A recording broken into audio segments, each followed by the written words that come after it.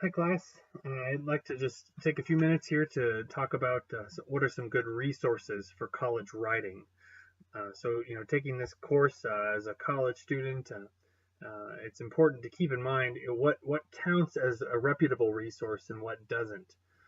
This is actually really an important lesson because this really has to do with the credibility of your writing. Can your readers trust what you have to say? And this extends, far beyond, the work that you'll do in this particular course.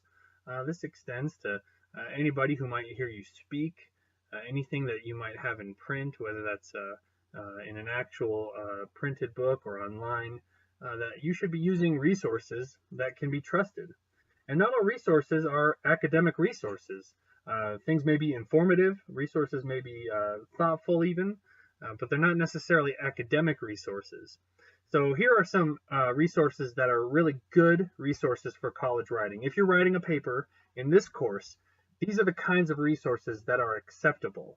One would be a journal, an academic journal. So that would be an article from an academic journal. These would be journals that are peer reviewed. So magazines don't really count for this, but for academic journals like the Journal of the Evangelical Theological Society or Religious Studies or Sciences Religieuses, these would be good academic journals to use for writing a college paper. Another one would be a monograph. This is a book about a single topic, a monograph. Whether that's a book written by a philosopher or theologian, a religious studies scholar, who from a major publishing house.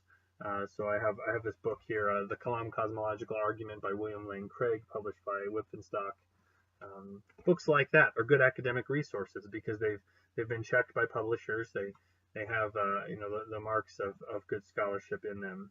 Another one would be a primary source, like a religious text. So a Bible, a Quran. These are good academic resources. Also, things like textbooks. A textbook is a good secondary source, a place for you to use in your writing, especially if they're textbooks that are assigned for this class. Those are good resources for you to use when you're writing a paper. Also, online resources like the Stanford Encyclopedia of Philosophy or the Internet Encyclopedia of Philosophy, these are resources that you really can trust because they're peer reviewed.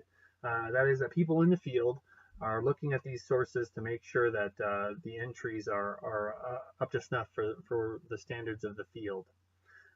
So any internet resources that I think are worthy of being quoted or worthy of showing up in a paper as a resource, I've posted in the course resources section, and you can use those as resources. Any online articles that I think are reputable. Let's talk really quickly about what are bad resources for college writing. Now, these would be the kinds of things that you maybe think that this is obvious, and perhaps it is. It's obvious for you, but these are things I've seen submitted in college papers before, and they're unacceptable. These are resources that will not be accepted as valid. Wikipedia is one. Wikipedia, of course, is not peer reviewed. In fact, anybody can have access to editing the pages on Wikipedia, so they're not complete. They're not always current with the latest research in the field. They're often extremely biased in a way that is not very helpful for writing a good academic paper. Blogs are not good resources. So you may have a favorite author, and that author may have really solid material in those blogs, but they haven't been checked by a peer review. So they're not academic sources. So don't quote Ravi Zacharias' blog. Don't quote David Brooks' blog if he has one. I'm not sure if he even has one.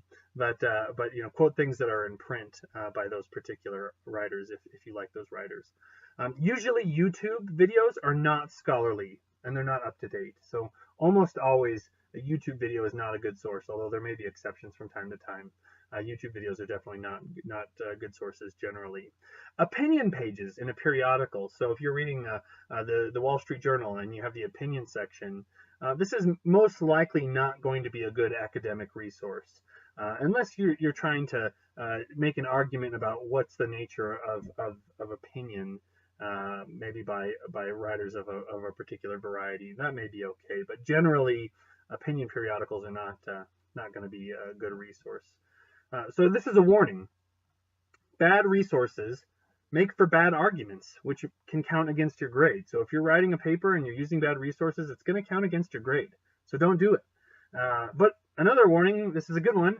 Good resources will likely result in more intelligent writing, which will affect your grade positively. So use good resources. Use textbooks. Use journals, either accessed through the online library database or in print. Use academic journals.